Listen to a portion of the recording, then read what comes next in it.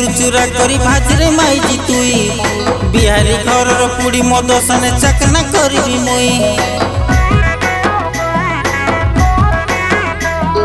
चेंडी कुकुड़ा के चुरचुरा करी भाजरे माइजी तुई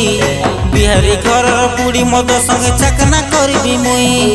मधुआ मनर राजा रे मुई मद पीबी सबुदिने कार बुआर डाबू के नाई खाइबर कार कथा नाई सुने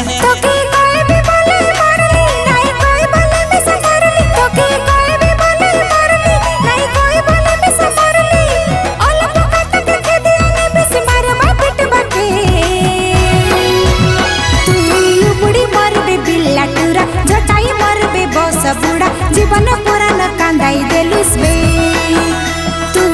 बुढ़ी मरबे बिल्ला टूरा जटाई मरबे बस बुढ़ा जीवन पुरान कांदाई देलुस बे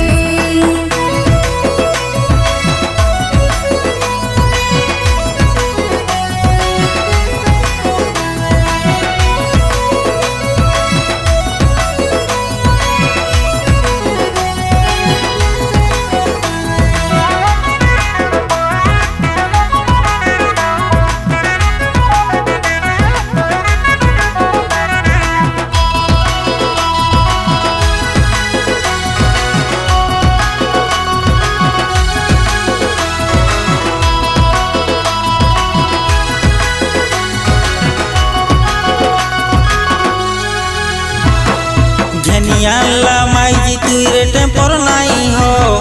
तोके छाड़ी देवी मद नाई छाड़ी काइटा करबिस को घेनिया ला माइजी तुई रे टेम्पर नाई हो तोके छाड़ी देवी मद नाई छाड़ी काइटा करबिस को जारी जातई बड़ बनिया चिमरा कोड़ी रो मुइया या बुआ करे बोलाई जीबी एकला तुई रो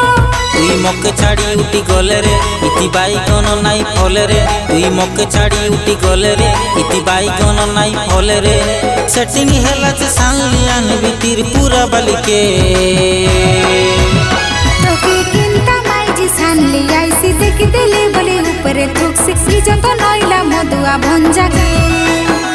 तोके किंता माइजी सानली आईसी देख देले बोले ऊपर थुक से जत नइला मधुआ भंजा के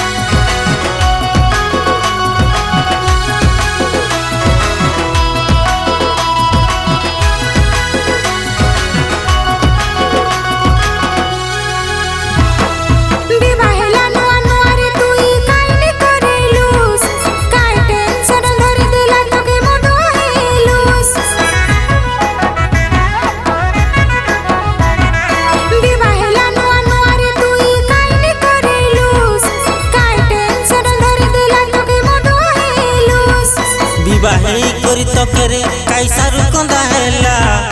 7-8 वर्ष लबे सीना नाई पिला जिला